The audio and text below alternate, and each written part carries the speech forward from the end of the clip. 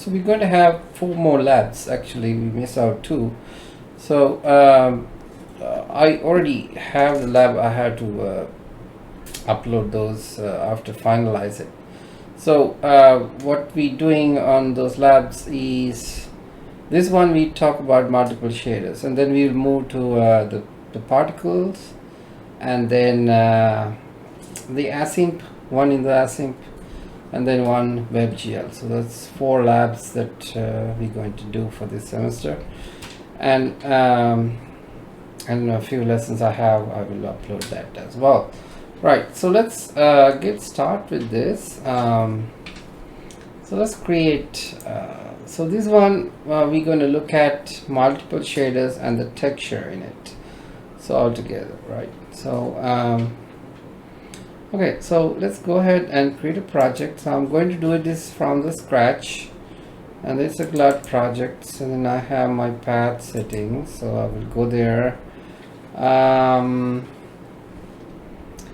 Well, let me put it in my, yeah, that's good. So this is a good place. So let me, I have it there. So this is the select folder, and then now we go and create this one. We'll be talking about shaders, multiple shaders, right? So the multiple shader, right? So that's what I'm going to create. Why I'm doing it from the scratch? Well, some people have problems on setting on glue, so this is a Windows base how you set up the glue part as well, right? Okay, click next, and then it's asking, oh, where's my GLUT is, so it's good, and then finish it. So to build up my source, and then probably I will go and add the framework with mouse from the website, so I will paste that here, and for the sake of everything, we're going to run it once. Let's see whether it runs. Alright, seems like it's going good, right?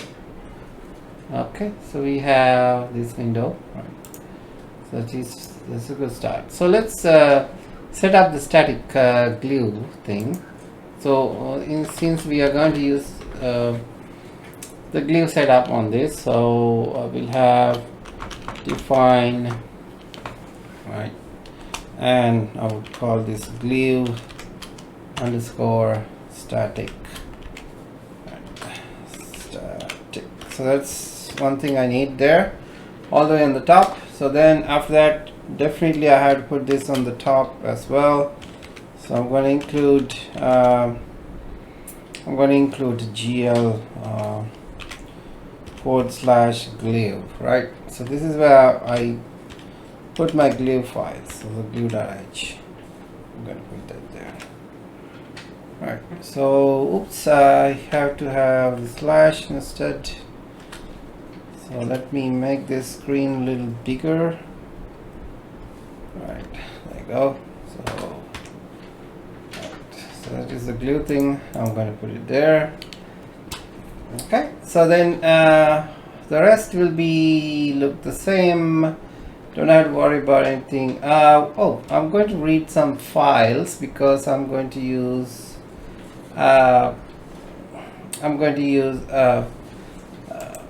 the file reader for the shader coding, right? So I have to add that.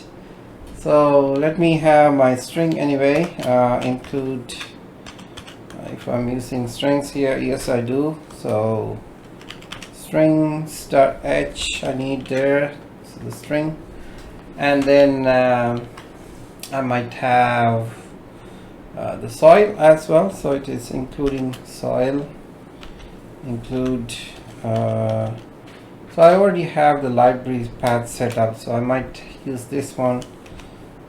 Let's see whether it's throwing some errors. I don't think it will. Alright, so then for the file reading I need fstream, so let's go ahead and do that. Include fstream, right, fstream. So So that's how I'm going to read things. Standard library is there, IO step, IO stream is there. So all good. So that is what I need. All the headings I need to do this, right? And let's go ahead and I think I did already the shader coding lab. So in that case, you have few of the code already. So what I'm going to do is I'm not going to type all that. So I will copy and paste from my previous lab, which is I teach you already, and you can do the same on those parts, right? So okay, so then yes, we're going to leave the lighting as is, right? And then X position, Y positions for the mouse, so that is leave it there, and then let's move on. So the next thing I want to do is actually setting up a file to read the data, right? So that is something I had to do. So let me create function here at the top, how to read the file and all that. So you might know already how to read text files. So anyway, let's call this load file. So this is where I'm going to load my textures, right? So I will have 4 files to read in this case, because I'm going to use multiple shader coding, right? So I will have character pointer for the file name, right? So that will read my file, and then I will use something called string. So this string will take care of everything that I'm going to read actually, and it will be updated. So in that case, it will be a reference. So let's call it str. So that's where I'm going to load and put things in it. Okay, so that will be updated automatically, right? So I'm reading line by line. So in that case, I'm taking a temporary array of 1024 on the size of the characters in a one line, right? And then I would say IF stream, right? IF stream in, and then I'm reading the file name. So it is file name, right? So I will read the file there. Then if the file is not exist, you're in trouble. So let me check that. How do you check that? If not in dot is, right, underscore open. So whether you check whether is it file already detected, and then it's open, right? All right, so if it's open, then what do you do? Okay, if it is not open, what do you do? Well, in that case, so it is not here, right? So it says not. If it is not, I can print out some error message saying cout, right? I would say file not found, right? File not found.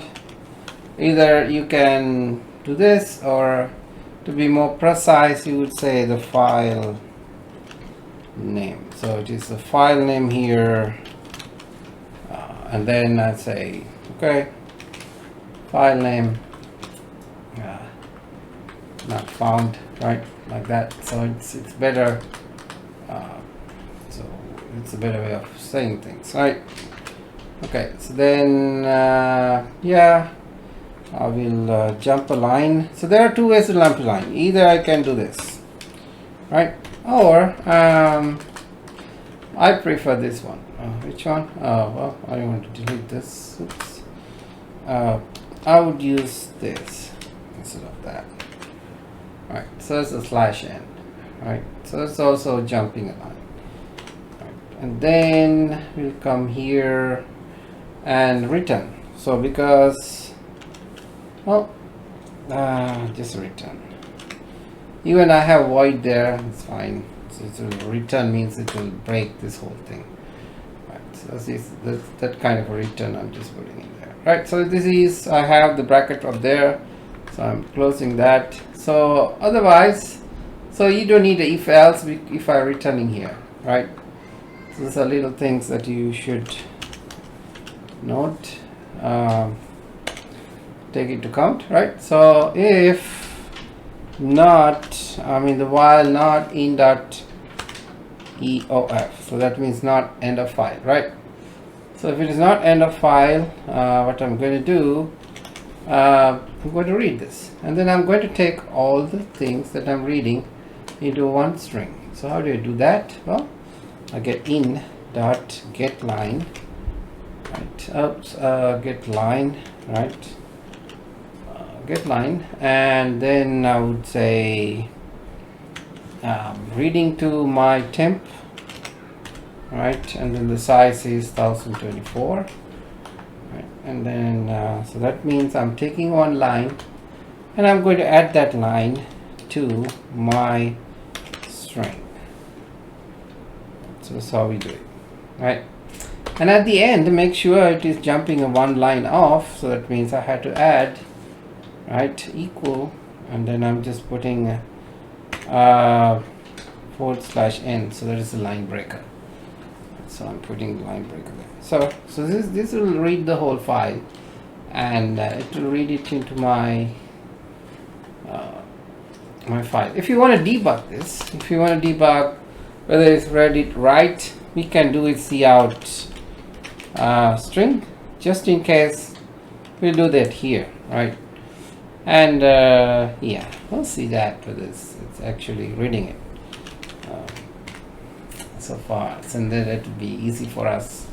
So this part right here, I already done this part before, but anyway, did it just for your reference. So it's compiling. I think no errors, right? So it's good to go.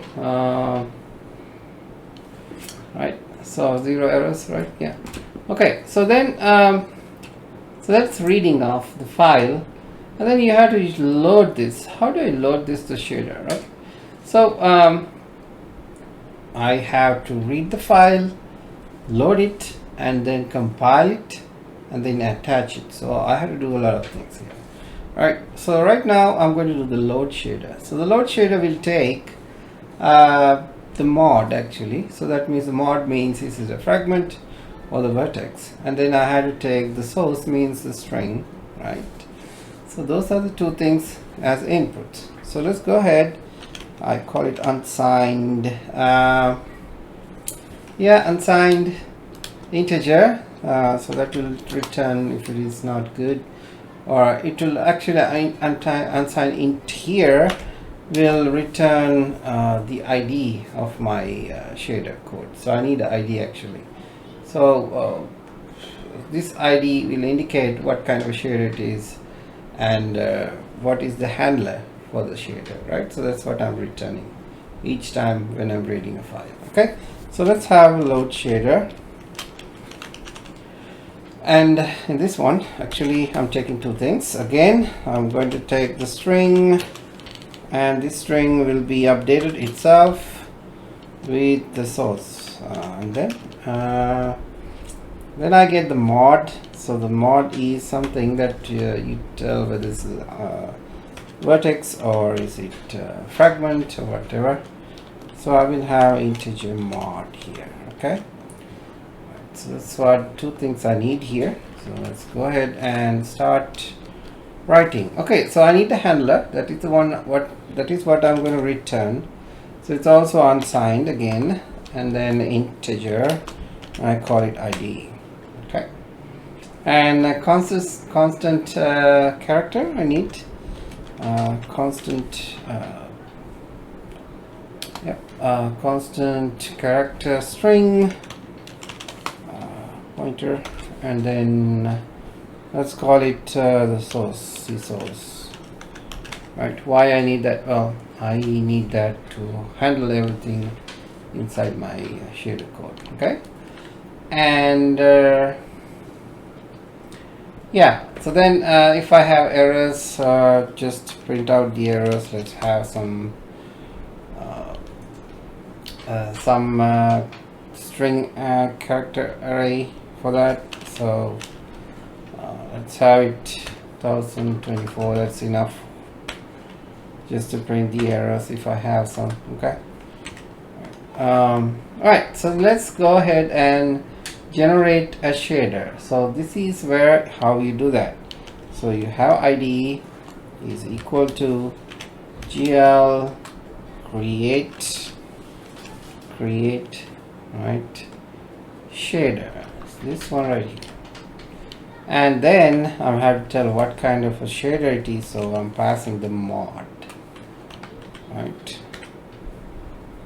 Right, so and then I'm going to have I'm reading the string here, right? I'm reading a string. So if I'm reading a string, I want to convert it to a character array, so that's why I'm having it this way. Why I need a character array? Well, the character arrays are the only ones which is taken by the shader handlers. Okay, so CSource is my character array. Okay, and then I'm taking in my source, which is the string, and I'm going to convert this, right? C underscore str, right? I'm going to convert it to this. Let's see whether it's throwing any errors. If I don't have proper libraries, it might. So we'll look at that. Okay, and then what you do is gl shader code. So shader source, I'm going to handle my ID is linking to the code that I just read. Okay, so for that I'm using a gl shader, right, gl shader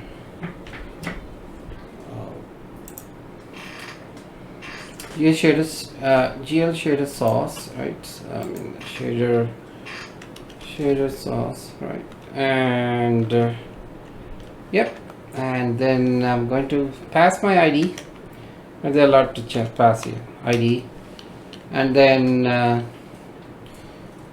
the second one is the count, which is just a simple one, and then I will have the source string, so that will be my pointer to CSource here, right? CSource, and then the last one is the length. I just set it up to null. You don't have to worry about the length; it will detect by itself. Right. So that is how you're linking the ID into the share, the code that I have done. Then what you do is, after you put it in there, you're going to compile it. So how do you compile? Well, gl compile, right? So compile. So the compile shader, and then yeah, how I'm directing to the code I have, that is simply the ID. So now you have the compile part done, and then when you go down here, and I had to do one thing. If I get errors when I'm compiling it, there's only the basic errors it will handle. In this case, I can throw some errors and then I can print it out, right? So that's the good part in shader. If you have compile errors, yeah, I can detect that, but not all. Some of it would be helpful, right? So let's go ahead and do that part, which is I'm going to get all the errors. So gl get shader, right? Shader info log. So that's what I'm going to use. So I'm going to take all the values. So this one will be ID, and the size, of course, I have given the size, and the length is null for now. So it is just null for now for the length. And then what I'm going to get is errors. So I'm going to put those errors on my error array that I just created. Okay, so that is character array. And yeah, so after you put it in there, if there are errors, let's print it out. So the cout, that's called compile status, compile status, and let's print it out what I got.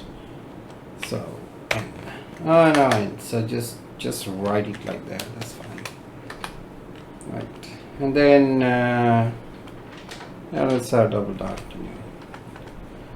Right, and then what you're going to print is your error, right?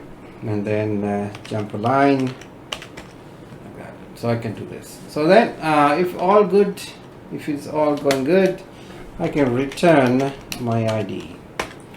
So this is what I'm going to do as a load shader. So the load shader actually compiles things, right?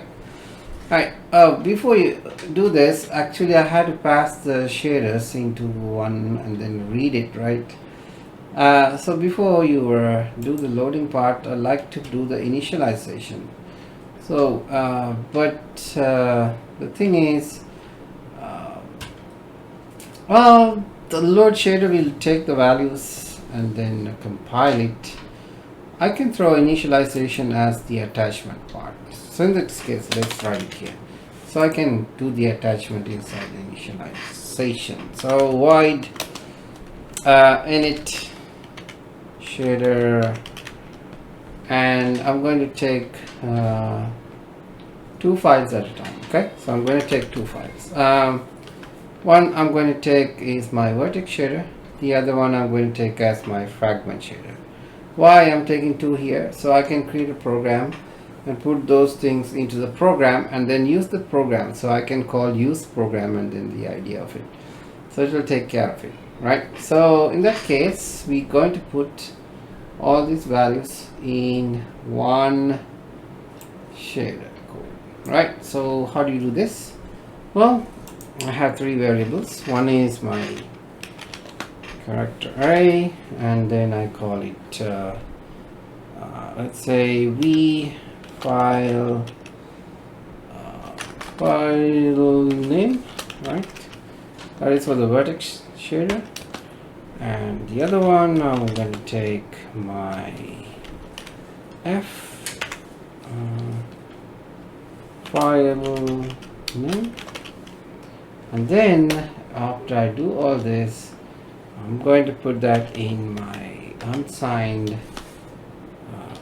pointer handler called program. So this program thing, whatever I create there, will take in all the things, all the things in vertex shader as well as all the things in my fragment shader. So it's going to take all in. Alright, so yeah, obviously if I have 2 files, I'm going to merge kind of a thing. So if you need a string, so let's call it source here, and then I'm going to call my load file. So the load file comes into play, right? So the load file, first thing I'm going to load is my v file name. So the v file name, and then I'm going to have it in my source variable. So then okay, so here we're going to use something called 2 handlers. Actually I forgot to create that up there. I will do that in a minute. We have to create 2 handlers to handle the the shader part as well as the fragment part, so I can attach those. So the attaching handlers for these 2 I did not define yet, right? So I can define it in here. So so these are the programs I'm going to use. Actually I'm going to do this here. What I'm saying is, let's have a global variable for that. Okay, so let me put it somewhere here. So what I'm going to do is I'm going to create unsigned. So since I'm using 2 types here, unsigned, let's have vs for the vertex shader and fs for the fragment shader, and I'm going to put those in a programs, 2 different programs. So I will have 2 programs, right? Program 0 and program 1. So I will have 4 shaders added to 2 handlers, right? I'm going to have 2 shaders, one for this, and then put it into the program 1. And then again I will have another 2 and I'll put it in here. So this is a four two VS, two FS handlers, and then I'm going to put that into program 0 and program 1. Okay. Alright, so why I'm going a little bit fast on this? Well, we did this already, so we did the lecture on that too, so you might be familiar with these things. Okay. Alright, so let's go back to where I was doing my shader part, which is initialization. So I come here and then I'm going to load file, and then load file will load the things that I want to load into the system, right? And then I'm going to use my VS handlers so I can put those into one program. So let's do this. So what I did here is load file, and then load file will pass the things into the load shader. Load shader compiles it. After it compiles, give me the ID. So I'm going to use that ID, right? So let's have it like this. So I have my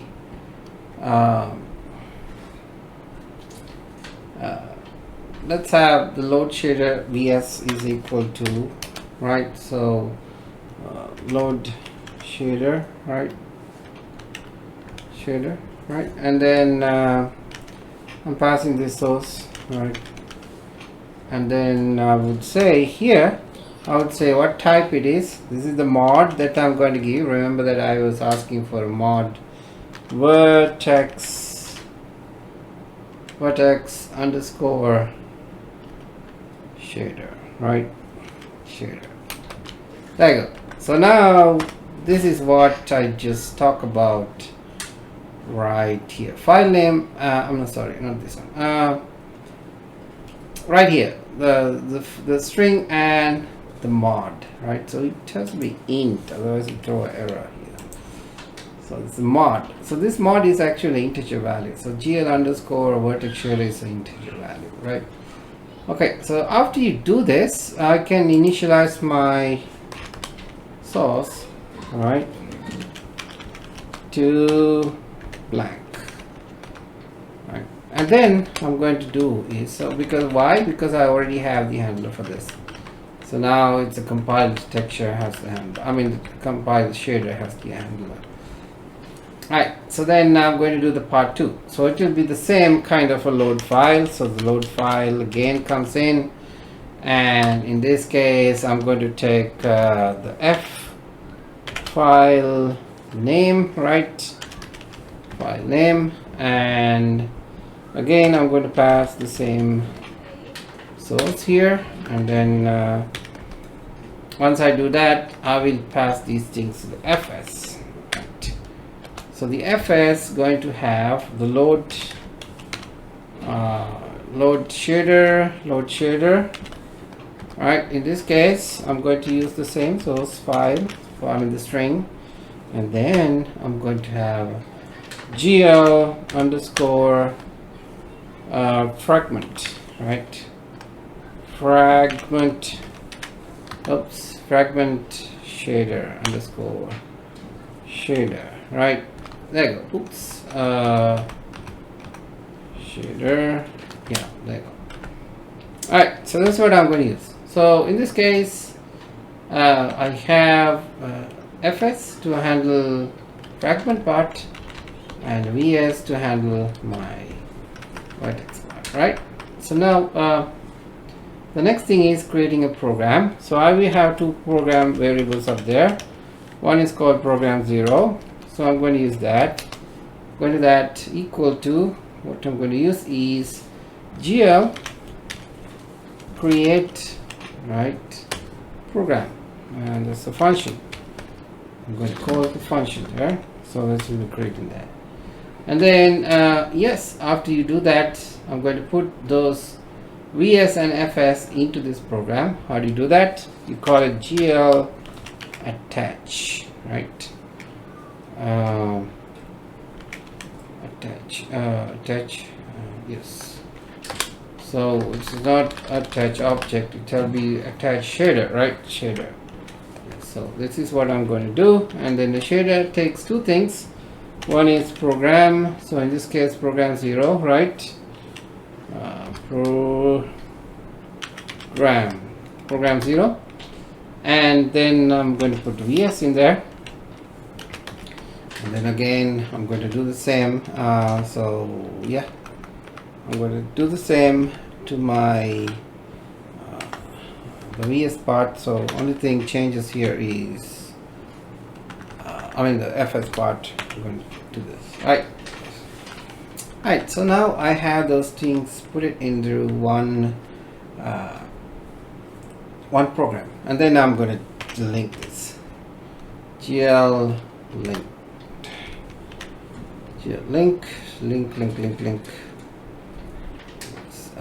GL link program right here, right. And then I call it program. Alright, so there you go. So now actually this program, I'm sorry, let me think about it. This is the one I'm using here. So in that case it's not program 0, it is going to be program. So it's a local variable, my bad, right? So that's the local program I'm going to attach, which is this one. And yeah, what I'm going to passing here is those two global variables up there that I defined. So that is what I had to put it in there. Right, so anyway, so when you do this, actually you have to clean everything. So the void actually clean function, which is after you create everything and you done do the crazy stuff, of course you have to clean this at the end. So how do you do that? Well, the DL attach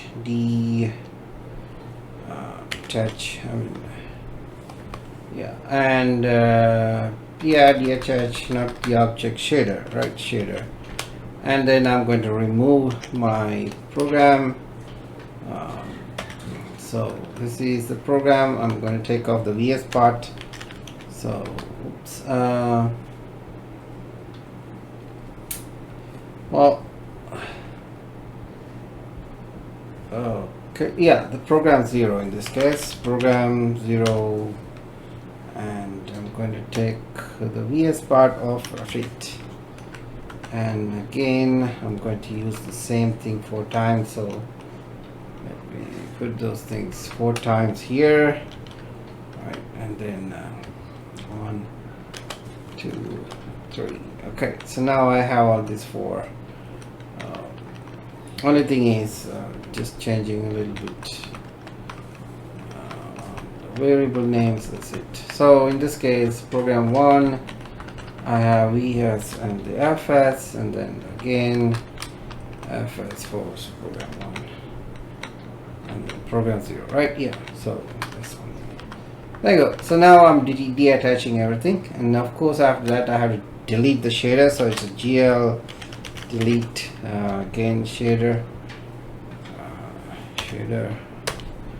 and what shader I'm going to delete? No, the program 1, right?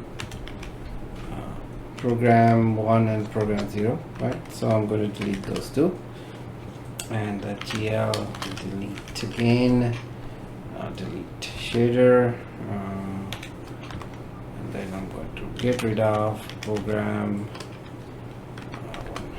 There you go. Alright, so I'm going to do this cleaning. Why I'm going to call this cleaning thing at the end of the program actually. Let's put that in after main loop. You can put it in there, or if you have a deconstructor you can put it in there. Yeah, so let's see where we're going to put this, right? Usually at the end of the main loop you can ask for clean. So that's a good place, which is after main loop right here. Before you exit success, you can clean this. Right? Why? Right? This is the main loop. When it hits here, it will go on and on in the render, and after you come out from that, just clean it. Right? So that clean will work. Or you can Yeah, that is the only place I think we can do this. Right, so I wrote quite a lot of code here, so let me compile and make sure that is good. Right, seems like I have some errors here. Of course I have to have int. Right, run again. Oops. And then I have a id create shader mod. Of course I have these errors. Why? Well, when you are doing the glue part up here, right, then one thing I had to do is go to the initialization. Before you initialize anything, I want to call something called glue int in it. There you go. Probably that will fix the issue. So let me see whether that fixes the issue. Oh, maybe not, because I did not attach my soil as well as my glue libraries in here. So go to properties, right, and then you go build options, and then you go link the things. This is a little bit different than yours because I'm using a 20.3 now, right? Right here I have two things to add. One is my soil, because I'm going to use the texture in this course, I mean this project. So anyway, I'm going to go and find my I think I'm working on something called game 2020 as common in there, and then lib files. I will add two things here. One is obviously soil, the other is glue 32s lib. Yeah, those two guys I had to add. Yep, on that. And then I had to move this really up, so the glue is there and then the soil is going above it, right? So probably, yeah, above it. So let's compile again and see, am I in the safe? Yep, that works. So now I have no errors, right? Two warnings of course, and then good to go. Right, so now I just have my cleaning and attaching the files, right? Right, so then what I'm going to do, I'm going to draw a triangle on this one and then play around with that, the same thing that I did before. So that part I already have done with you. You know how to create things like that, right? So let me copy that and then put it in there, because I'm going to copy from my previous one. So let me find it first. I'm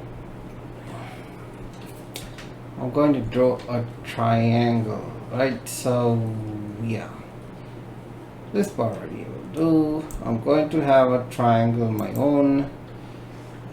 Let me copy that and put it somewhere here so you can look at it. You can post this code and then just copy that if you want, right? So yeah, drawing triangle. Let me have it all the way top here. A function called draw triangle. So let me have it there. So this will draw a triangle, and then yes, I'm going to load some images into this because I'm going to use the texture later on. So that part also you have in the code, how to do the texture loader. I don't want to type it, it's a little bit longer, so let me find that and put it here. So this is the texture loader, and yeah, so this is the texture loader and this is the draw triangle. So let me have simple D instead of, just give you the camel clothes, yes. So this is a draw triangle, right? So draw triangle. So I'm going to draw a triangle here and then load the texture later on into that. So let's have the first part and then see whether that works, and then we move to the next. Okay, right. Think we did something with the shader code in the lab, playing around with it. so we have now all the shader parts set up, right? And then drawing a triangle. So let's draw the triangle first and then see whether that works for us, and then we'll do the rest, right? So push matrix, pop matrix, and put a triangle in there in your display. So let's go to display, make sure I can have my triangle display here. So let's have that part. So I will have GL push matrix, right, and then GL pop matrix, right. And okay, so I have those two, right? And then yeah, just call draw triangle and see what happens. Draw triangle, nothing passing. I'm just simply drawing that. Just I want to see whether that works, right? So yep, let's go and run it and see whether that give me a triangle on the screen. Yeah, so here it goes. So I have a triangle already, right? Okay, so now I'm going to write a shader code to play around with this triangle.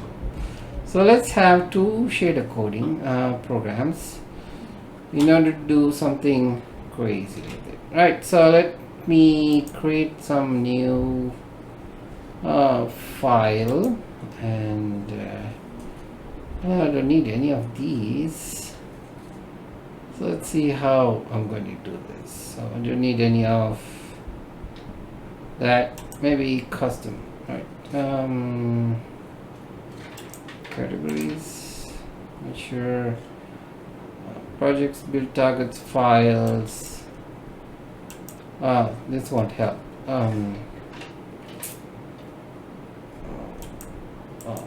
This won't help me at all. So in this case, let me have the notepad or something just to create something. Okay, so let's go ahead and open notepad and then create a file. Yeah, maybe you can use code blocks if it supports other way of you can work around it if you want to. Then right. Anyway, so I'm going to use this. Right. So that's what I'm going to use. So the first thing I'm going to create is my fragment shader, the very basic one, right? So let me create one. You can learn a lot of things with the if you want to use something advanced. Of course, there are so many tutorials out there about shader coding. Well, I'm going to apply a very simple one, so you can. It's a good start. So this one will be a main, and then I'm going to create just simply I would say GL underscore fragment, right? So it is a frag with capital F, of course, frag color, all right, color, and then I'm going to do is equal to vector 4. I'm going to set a color. So you recall that I just display a white triangle already on the screen. In this case, I'm going to make it red. Right. Okay, so let's have it like that for now. 0, comma, and 0.0 again. Then alpha value is 1.0. Right. So if you, in case, if you did not put this 0.0 here, you will have the shader error. Okay. So make sure you do these things as is, like this. Alright, so this is a very simple one, and this will take care of my the shader code for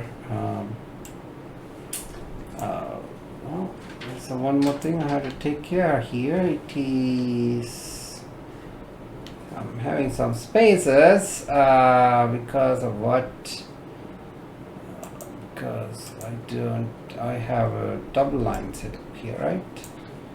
So I'll set that to be the single line. Alright, so let's go here and yeah, get rid of that. Okay, good. So now I will save this as my FS, right? So let's save it as text document, and let me put it in the same place that I'm working on, which is on the desktop, and I have my file somewhere here, and then this is the shader lab, right? Where it is? Well, as the file I just created. This is about multiple shaders, so this is the one, and I'm going to put it here. So I'll call it VS. I mean the FS, right? FS. I think the format is just a text document, and then here FS dot. Let's say, well, let's call it f.fs. Okay, so let's see whether is it having that extension comes to play. Might not. This and that. Okay, so now I will have my file as f.fs probably, right. And then okay, so let's create the other one, which is I'm going to take some value from my desktop, I mean from the PCE side. So let's have a uniform, right? I'm going to modify this and save it as a different name, right? Uniform, taking a value from PC, I mean the CPU side, float, uniform float, let's call something scale, okay? And the scale guy will come and take care of,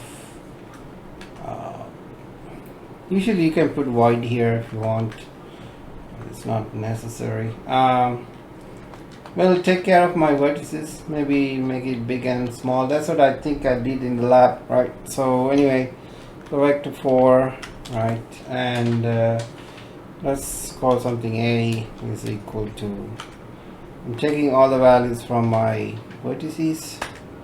This will be equal to GL underscore vertex with the capital V, right? And then what I'm saying here is let's take care of my X and Y. So the A dot X will be equal to A dot X, right? Multiply by scale. Right, so oops, the scale. Alright, so the scale value I'm taking from my CPU side, okay? So A dot Y is equal to A dot Y multiplied by, so what I'm doing here is I'm making my triangle big or small depending on what the value I'm going to pass there. So this is 1 for so this is good enough like that. So then of course I have print it, right? So when you're doing that, in this case you have to have the model view matrix called. So the position, right, position, it's better that you call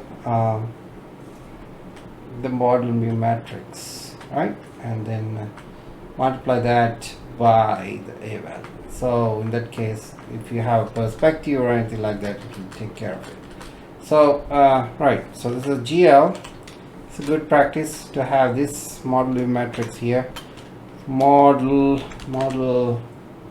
view projection matrix, right? So the model view matrix, model view projection matrix, we went through this in one of the lectures, so you know what it is, right? So there are bunch of things happening in there, and then I'm multiplying that by a. Alright, so then yeah, you can use F transform if you want, would be the same. So anyway, so this will take care of my vertex shader for now. So let's go ahead and save this, save as, again rich text format, and yeah, so this is the file name, and then I'm going to take the text document. Seems like my previous one is taken the extension I just gave, so this is .vs, right, v.vs. Yes, on this. Okay, so now I have two the shader code files already loaded, right? I mean the design. So now I have to load this into the system and see whether it's taking effect on my triangle, right?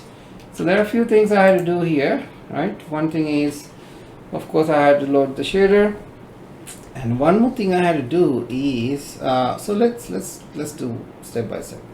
Okay, now I had to go and call my shader code in the initialization. Once I do that, and then I'm compiling and share and do all that, right? So where I'm doing that and attached to the program, well, I have one function to do that, which is called init shader. So that's where I did that, right? So let's go ahead and call the init shader. So my init shader is taking care of everything, which is I'm taking the files, the vertex and fragment shaders, and then I'm putting those things in the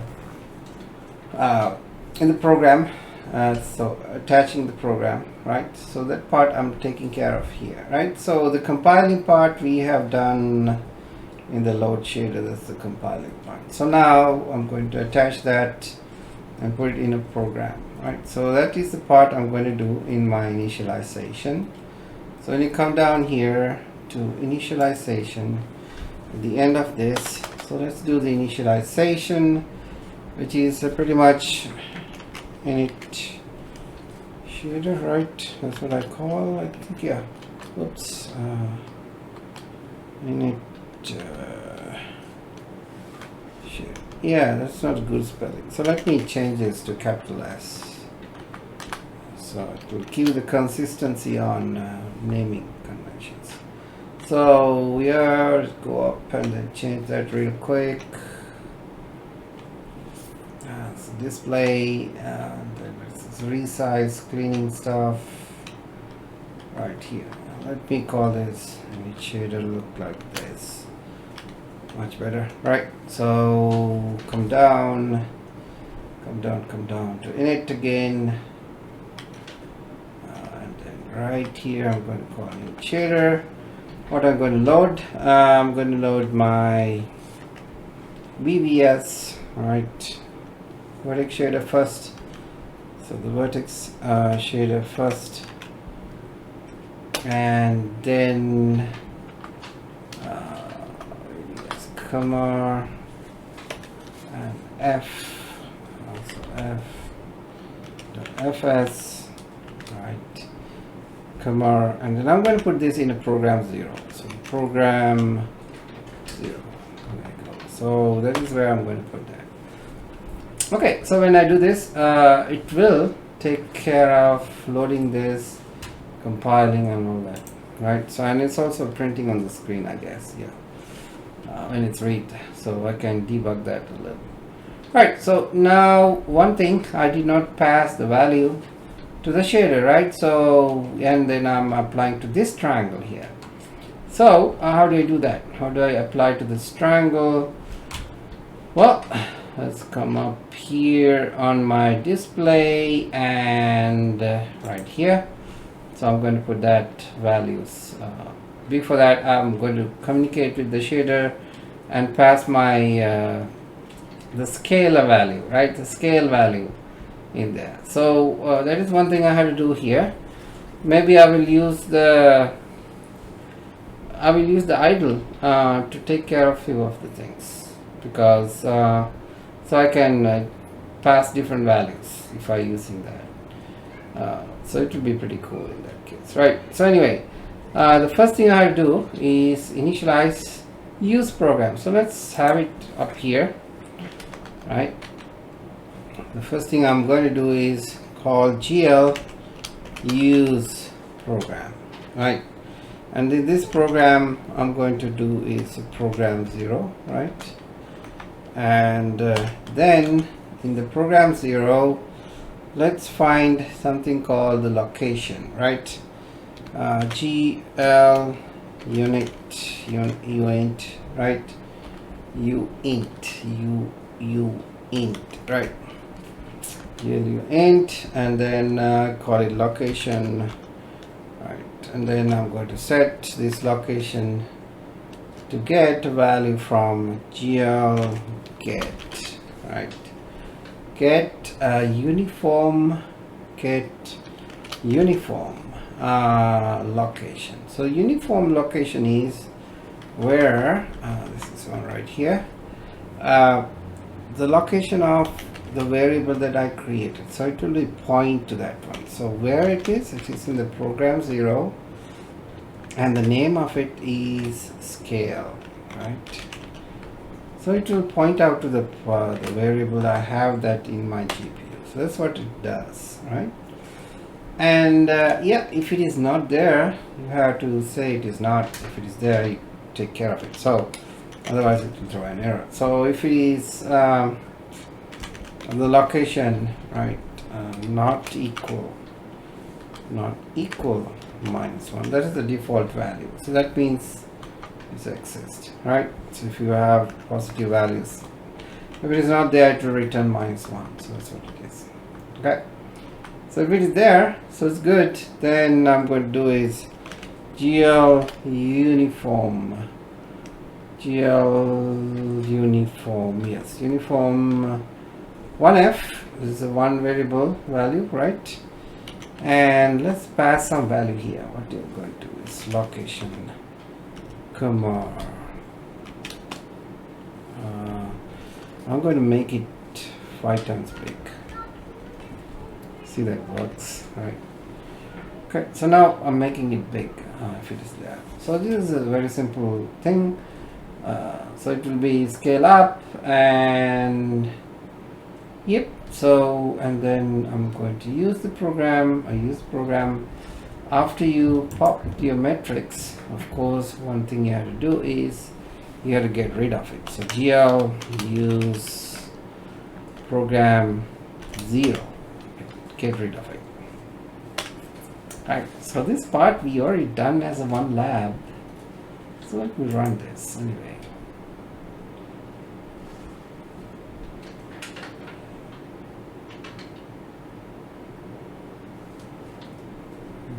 Yeah, there you go. So this is a red triangle already in the screen. It's too big, right? So but it is red and the scale. So everything works. That means, yeah, I'm reading the shader code right there. Right, so it's good. So now, yeah, I think we did was changing the scalar of this, and it's going up and down, right? So that's what we did. What did I do for that is, I think I changed some stuff in my idle function in order to make it nice. So let's have a variable in the top, let's have a global variable, and take care of it, right? So there are two variables I'm going to create here. I want to make it move up and down, right? So in order to do that, let's have a float value float a, and it's initialized to 0 maybe, right? And then let's have another handler which is integer value called sign, right? Yeah, so this one is +1 for now. Okay, right, so these two the variables I'm going to use, and I'm going to make him come back and forth. So where I'm going to put that, well, this is actually, it's better you setting a timer if you want, because otherwise it will be run too fast if your machine is really good. Otherwise, but anyway, let me say if the a is less than 0.1. Okay, so then what I'm going to do, I'm going to set the sign to be 1. Okay, else do not do anything. And let's say if a is greater than 2.5, so it will go up and down, right? In this case, what I'm going to do is I'm going to set my sign to -1, so it is equal -1, right? Otherwise, do nothing. Right, so it's good. So this is the if statement, writing in a different way, right? So it's better you learn that too. Right, so that is sign, and then I would increase my a. So let's just plus equals 0.05. So it'll go a little slower, and then multiply that by sign. Yeah, so now I'm taking care of this in the idle function, so it will run a little bit faster in there, right? Iteratively in there. Yeah, it will run a little faster too. But now I had to change this guy to a. That's the one I'm passing. So let's see what happens when I run this.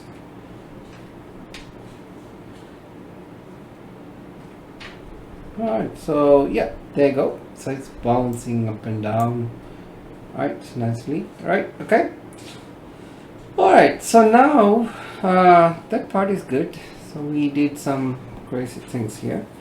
How can I apply some texture on it? So that is the second part I'm wondering how to do. Right. If I want to have another shader on this, I can play around with that as well. So let's see what we can do. I will have another file, another code to display a texture on it and then color it, right? So I leave this texture, this work as is for the VF, and use another one, which is I want to use different colors on it. So let's see how I'm going to do that part. Okay, right. So the next step is going to apply texture onto my I'm going to apply texture onto my object and see how the texture is handling by the vertex shader. Maybe we have to change a little bit on the vertex shader. So anyway, so let's load this. Okay, so the initialization, we have to do the loading images in there. So I'm going to put this image right here. Right, so this is what I'm going to put. Yeah, it's a triangle, so it won't be like that, but half of that will be shown there. Alright, so let's try that. So I'm going to call my load image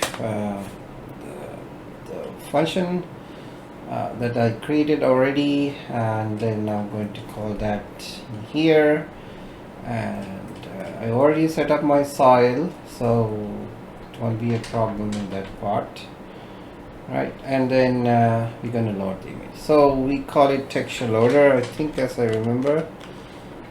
Texture load, yeah, and then the file name, right? So I have my the paths to images, right? And then /create is the name of it for JPEG, so JPG.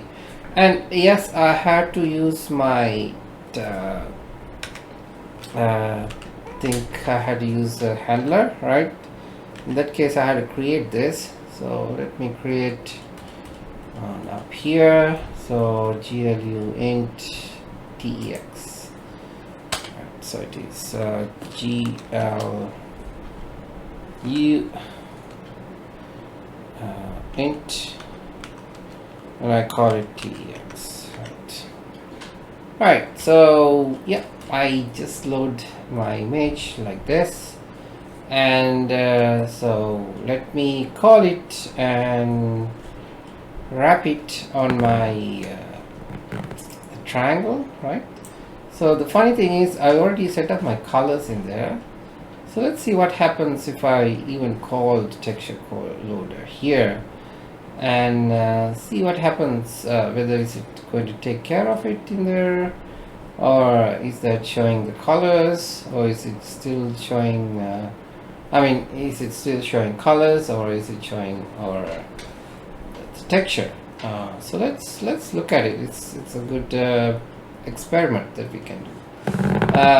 So my guess, definitely it's going to show the colors because that's the one overwriting everything. So, but anyway, so before I do this, I just come here and say GL enable, right? So GL enable, what I'm going to enable here, the texture 2D. So I'm going to bind this, right? So let's have a GL underscore. Why I'm enabling it here? Well, I'm going to apply another texture, another object, right? And then I'm going to apply my second shader. So in that case, I don't need the texture for this, the second part.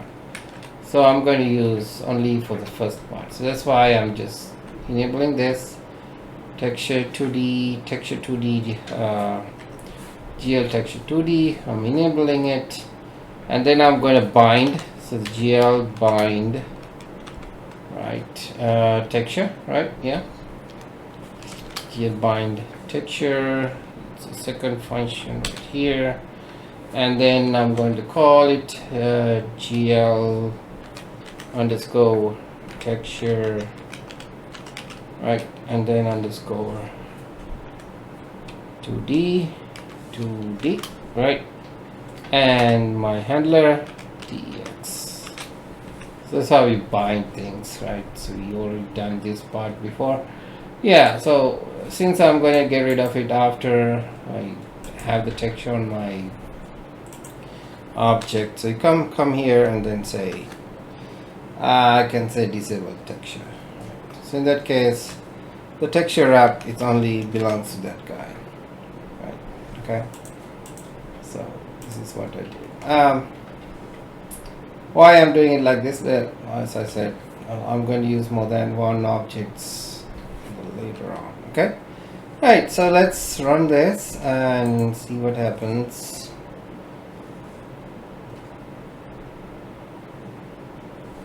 Right, I'm getting an error. Yeah, underscore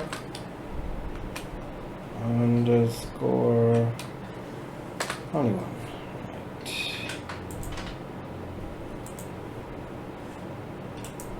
Okay, so this is what I get. So there's no texture here at all, right?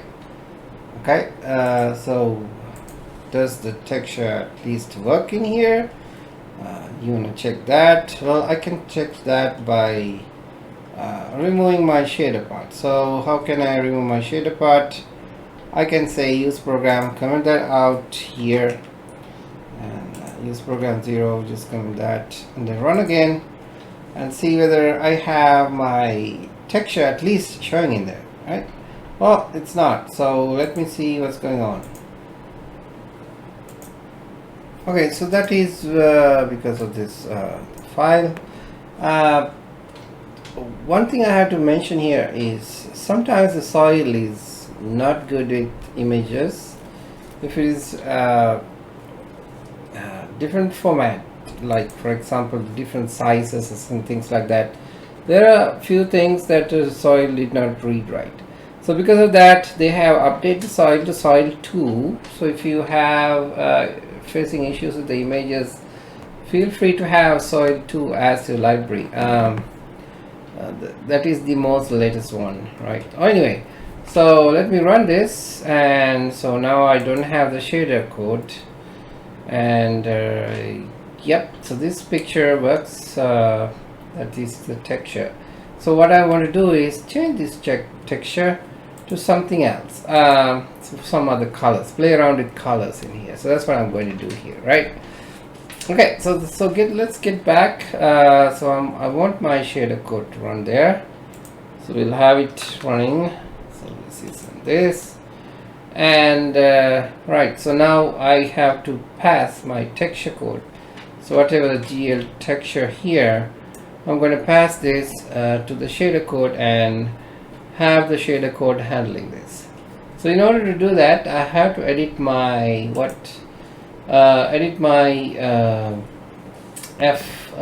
FS file. Okay, so we have to edit that.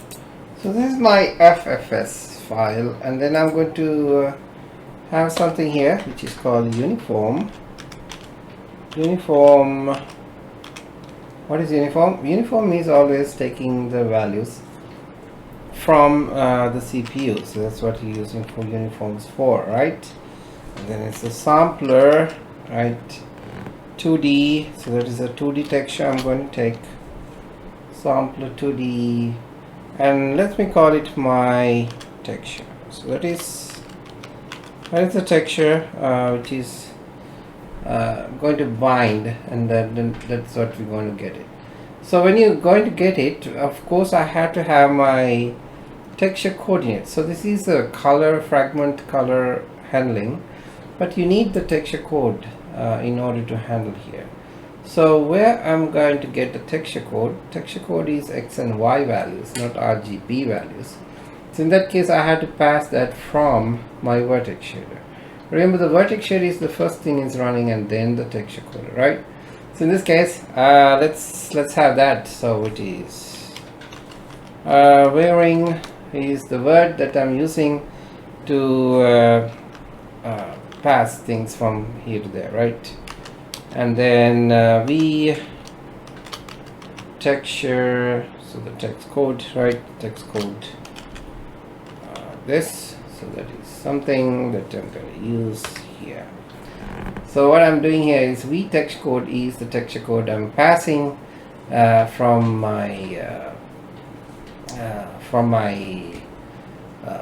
the vertex shader to the fragment shader, right? Okay, so now colors. When you come to colors, no, this is not the colors I'm using. If I use this, it will show me red. Now I'm going to change this to texture code colors. So in this case, I'm going to use texture code, right? So it is a texture 2D, right? Texture 2D, and then I'm saying, right, use the same colors and the same coordinates, but I want to change the colors to something else. So anyway, so let's have my texture, the variable right here, right? Texture like this, and then what I'm going to use is these coordinates. So it is v text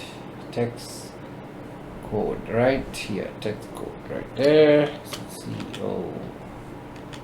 COORD, right? So this is what I'm going to use, and I'm going to put this onto this and then do this one, right? So I'll save this just for now, and we're going to alter this in a minute. So first let me see whether my texture shows on the screen, right? And so let's edit the other one, which is my VVS. So this is my VVS. Only thing I have to change here is wearing, right? Because I'm using something called wearing on here. So in that case, I'm just using this one right here. The same thing I'm going to use, right, from there to here. Okay, so there's nothing that you don't have to pass anything like you did before when we are passing the scale and things like this. But here I'm using a uniform, the variable name uniform, to get the sampler 2D values, right? and also the scalar value. So that's why I use uniform. So these are the ones which is passing by the CPU to GPU. And the varying is the one I'm exchanging here to here, right? Here to here, which is from my vertex shader to fragment shader. So I don't have to worry about that. But and then the rest is okay. So I will save this, and yes on that, and then I'll save this. Right. So both are saved, and let's run it now. I want to see the texture on my code, right? So that's what I want to see. I hope there are no errors on the debug compile the status all right. Right, okay, now I still have the yellow color, and let me see the compile status. Does it say anything?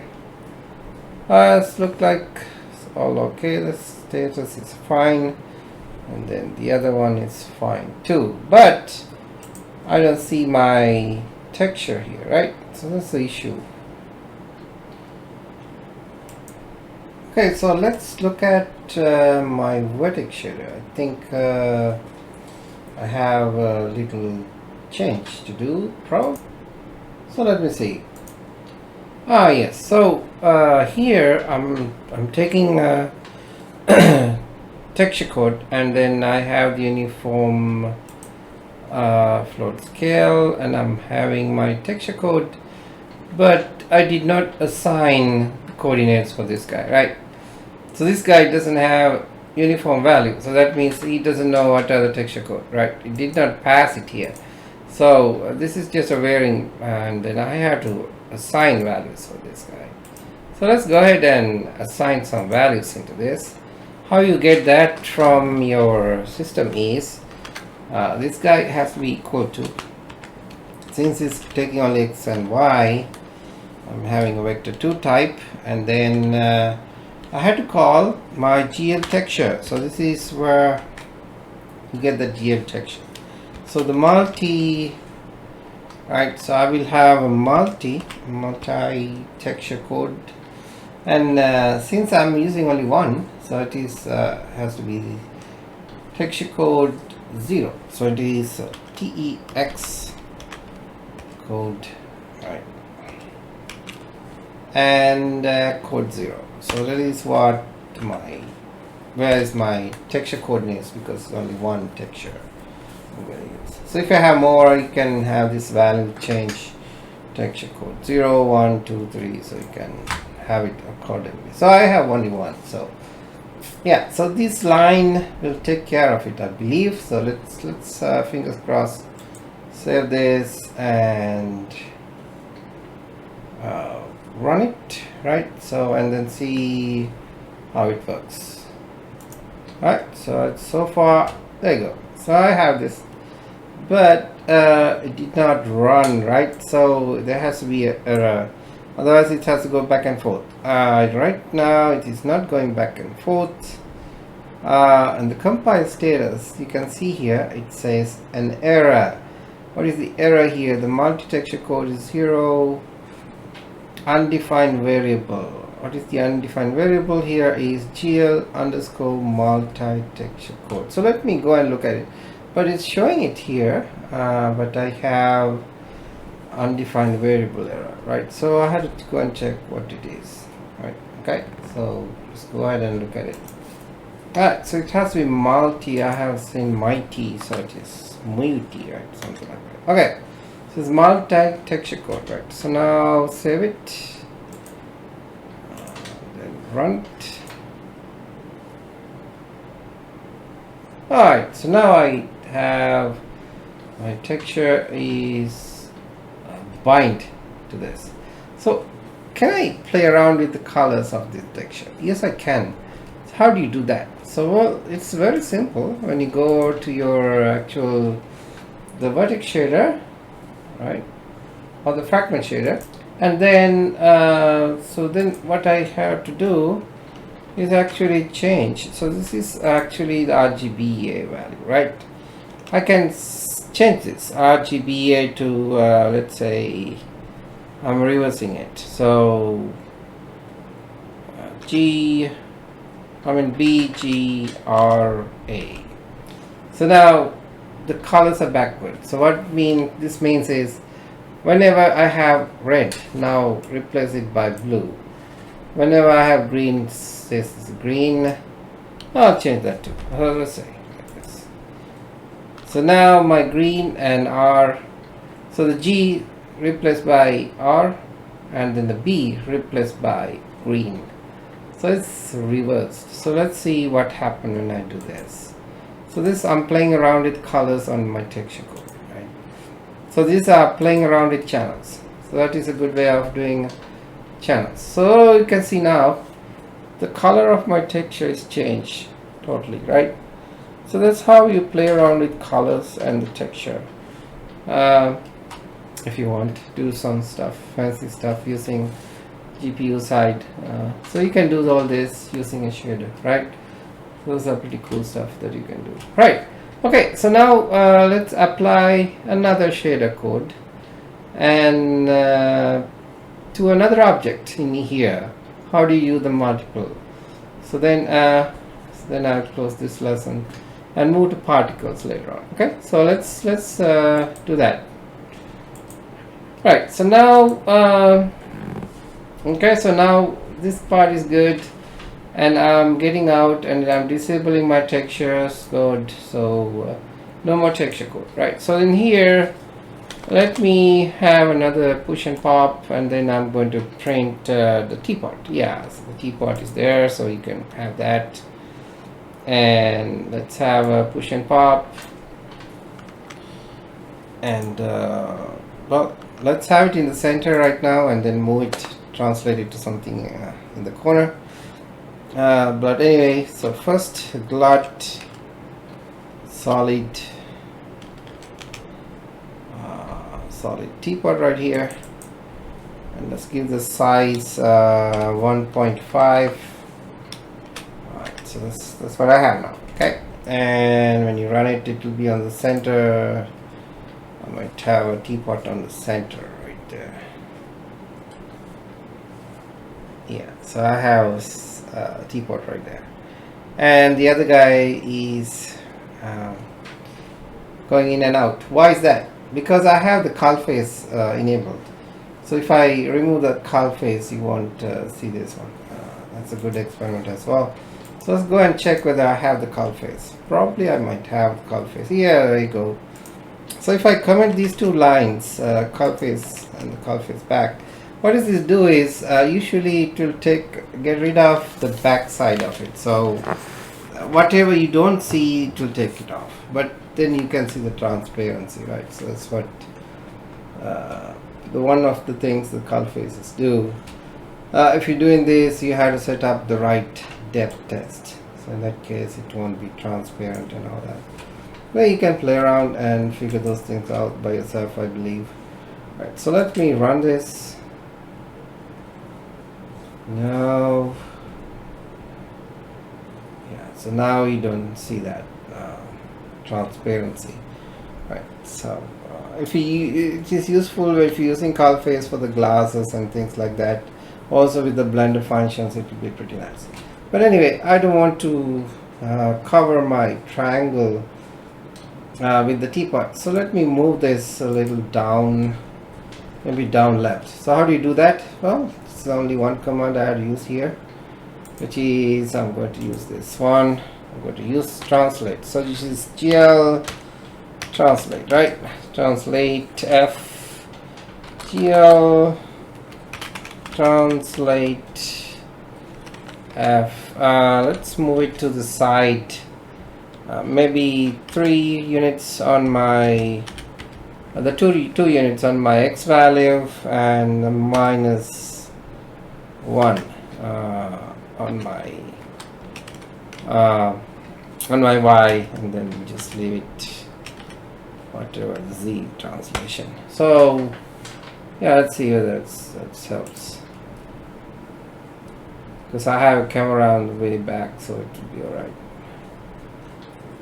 Yep. Okay, so that is good enough. So I have my teapot right here. Okay, So I can apply shadow, I mean the shader code separately from this to this. You can see now I'm disable my texture, so it won't affect by the texture, right? So that's a good thing. So what if I did not do that? So what if I have my texture code not disabled? So then what happens? So if I have it like this, and then I'm running this, then what happens?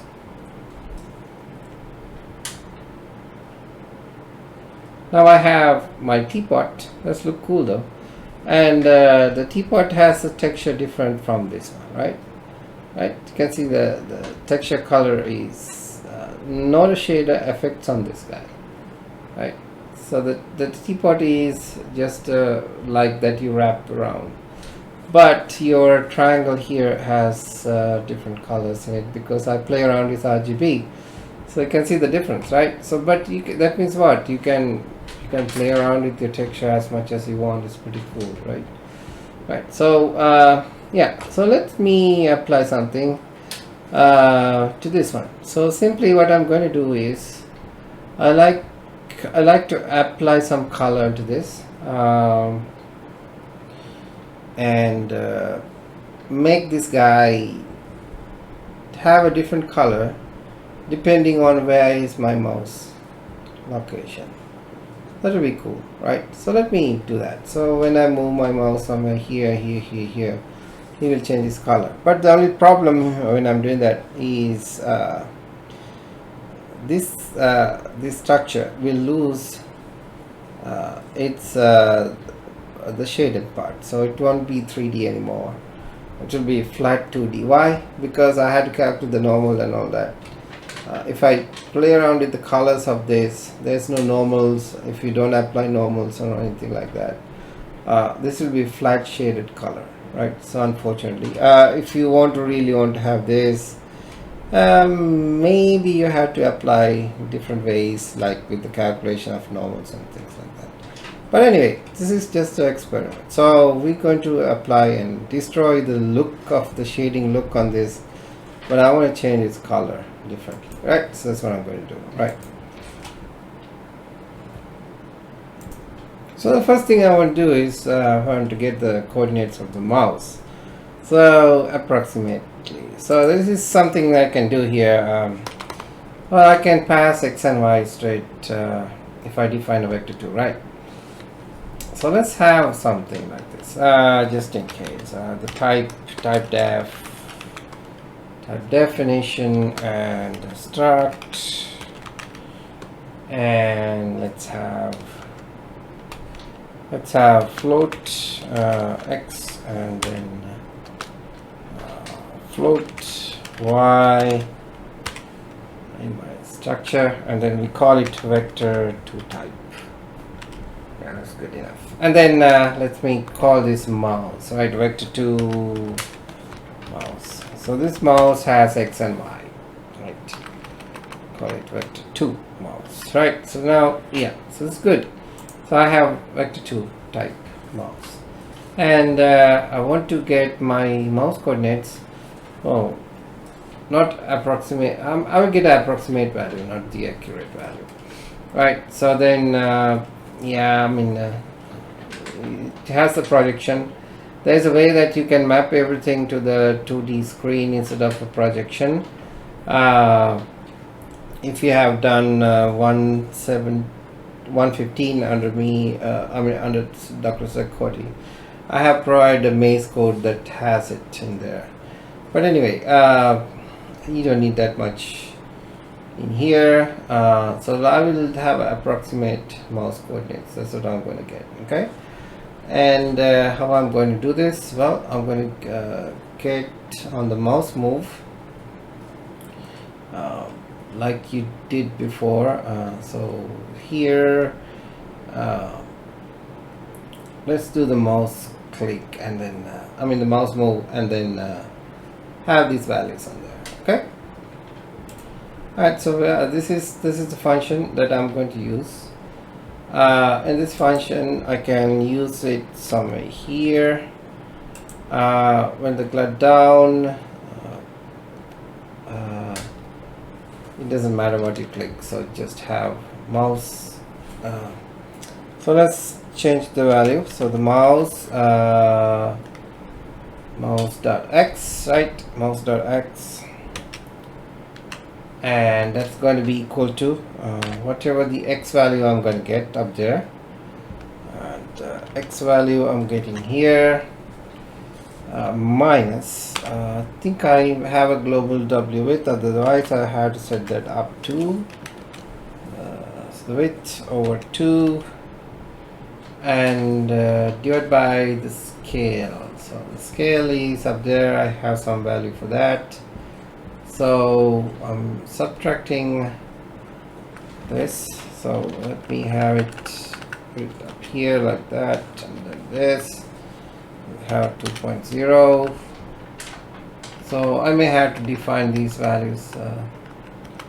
Let's call it width that, and then I'm dividing this by the scale up there, right, and have that the same thing for the y.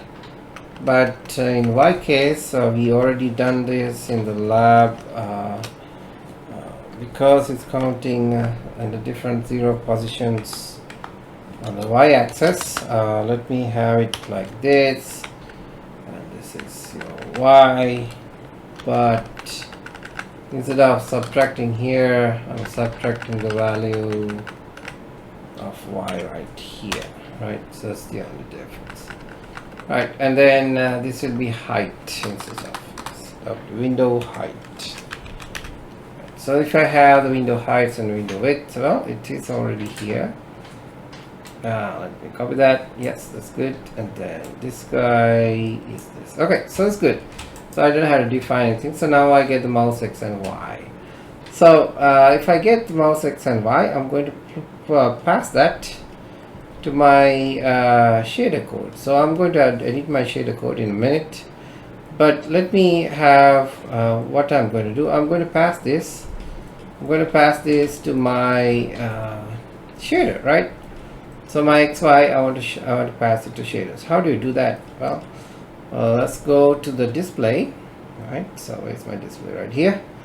Well, I have a texture code right now. I'm going to destroy the texture code anyway when I'm setting the colors. Well, that's something. Right, so now I'm going to do is use gl use, right, program, and I'm going to set this to program 1. So but I did not create the program 1 in my initialization yet. So but anyway, in the program 1, only thing I have to do is pass my texture code to something called mouse, right? So alright, so let's go ahead and write the other part, which is I'm going to write my vertex shader to this is my fragment shader part.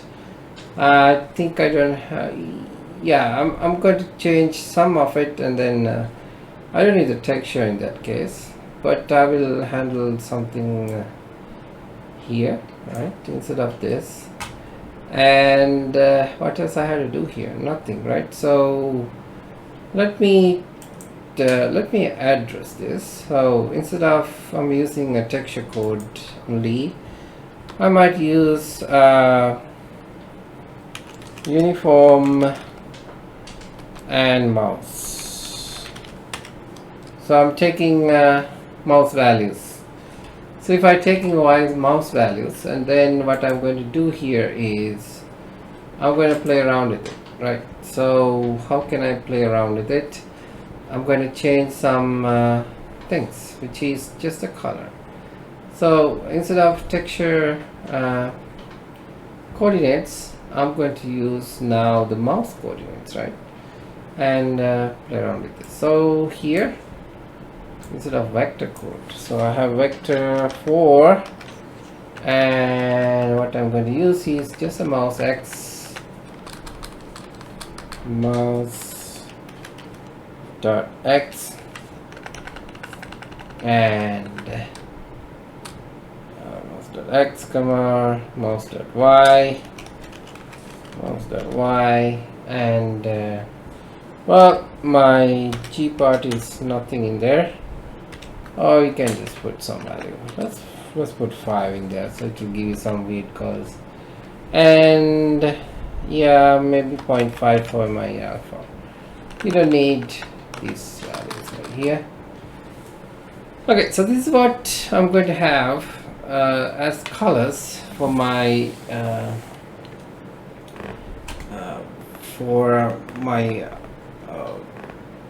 the teapot, right? So this is what is going to show.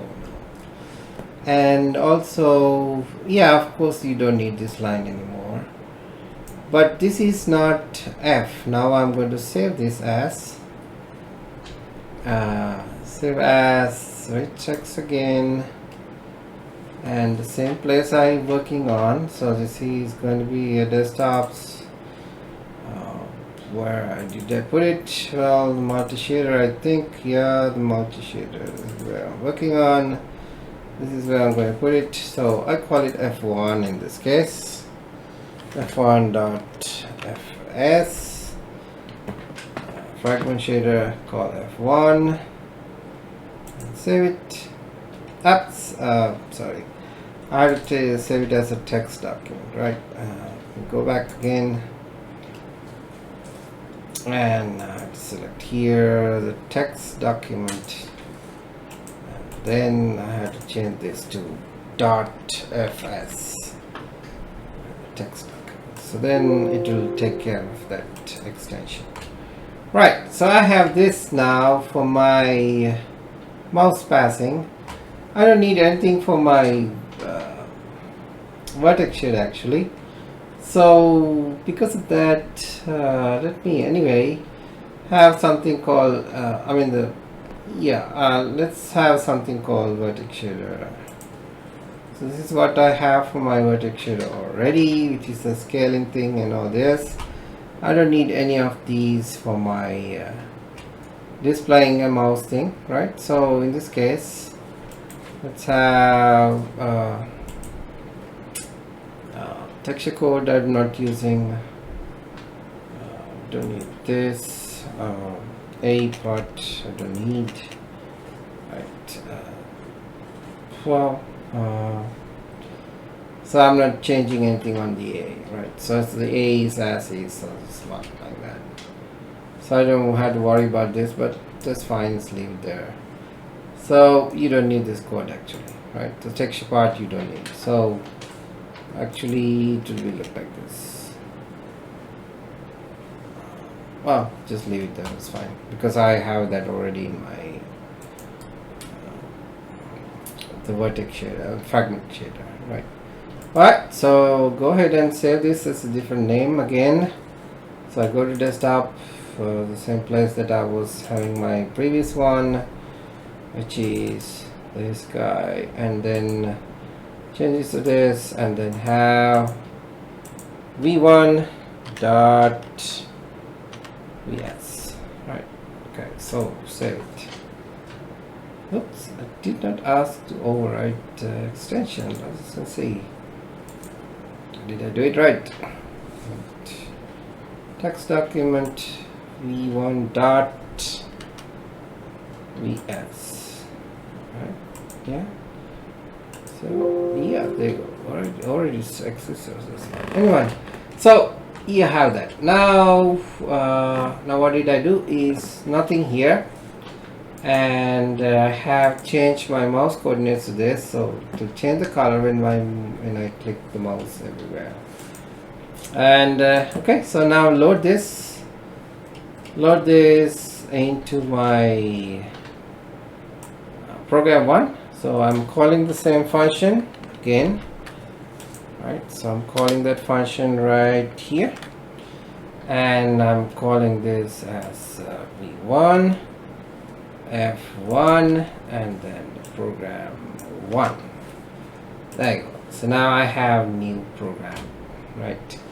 And then so that's that part, and then here I'm setting my shader program to 0, and again I'm setting this shader program 1.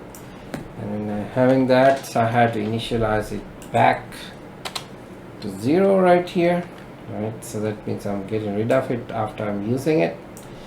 And one more thing I'll do is pass my mouse into this, so I can have the same kind of this type of thing, right? So I can pass my value.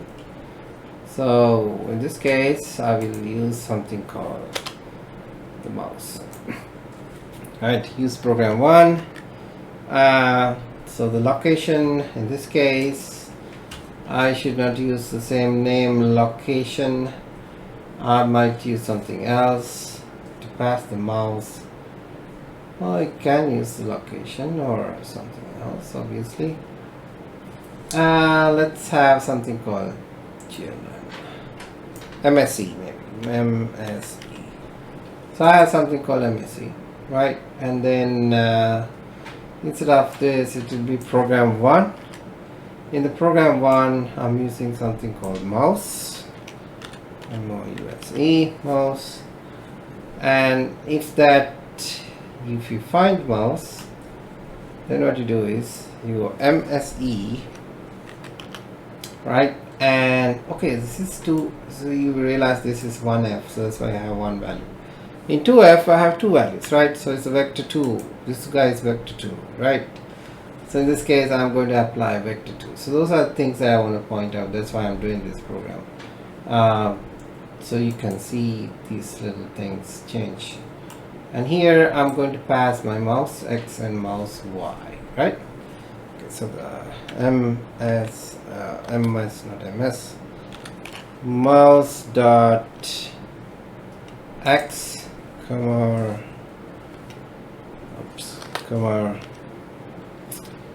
mouse dot Y, right?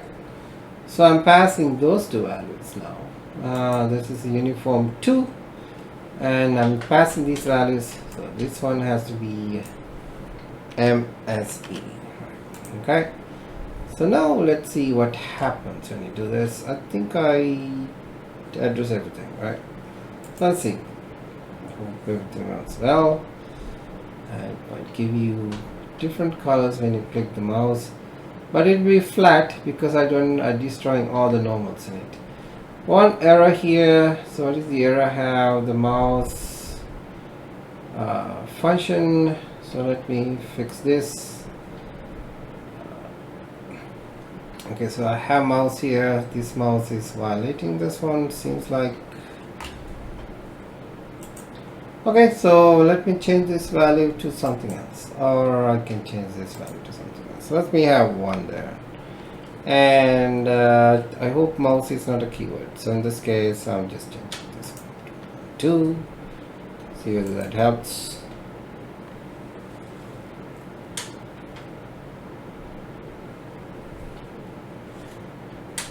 All right. So no, there is errors, more than 1 error. So let me go ahead and look at the errors.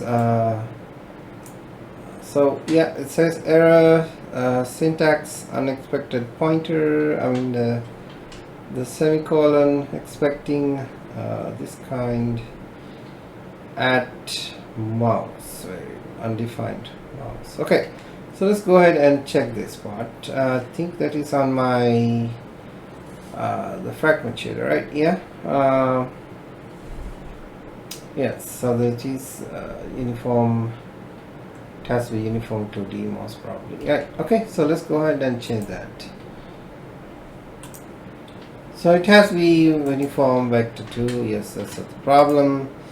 I forgot to put the type of the mouse. That is vector 2. Semicolon. Save this and write. Like, okay, so now I have just a blank color. So if I click this anywhere on my screen, it's changed its color depending on my mouse location. So you can see now when I click, oops, whenever I click anywhere on my screen, on this little screen, it changes its color, right? maybe variations, right? The only problem is you can see it's now all totally flat color because I did not have, I destroy all the normal calculations. So that's one thing it says here. Yeah, so all the normal calculations that you're using here is nothing but just the 2D pixel colors, right? So that's how you look at the shade. It has nothing else in it. So that's why when you applying some blank colors, so all that the shaded part or the 3D part is gone off. So you may have to use the light models if you want to get it back. So that means a lot of calculations has to do in there. Right, so this is a proof of concept that you can use more than one shader, and of course when you have the shaders you can apply some RGB values in order to change things in your texture as well. So now alter the texture by changing the RGB values, so it's changing the channels actually. So RGB are the channels, so I'm playing around with that, and you're passing the values of the scale and it's changing that. So all these fancy things that you can do in there, right? So okay, it's pretty cool, right? Okay, so then I'll look at the particles on the next one. So we'll apply, maybe we'll apply to the same thing. So you can see the particle engine I'm going to apply to this screen. So you may be able to play around with it with the shaders later on. So I will post this code and then have some particle engine applying to this. So it will be a continuation, but helps. Otherwise you don't, if you really using a shader code for your particles, you have to go and do it from the scratch. In this case, yeah, you can use anything like that. Right, anyway, so I will see you in another lecture.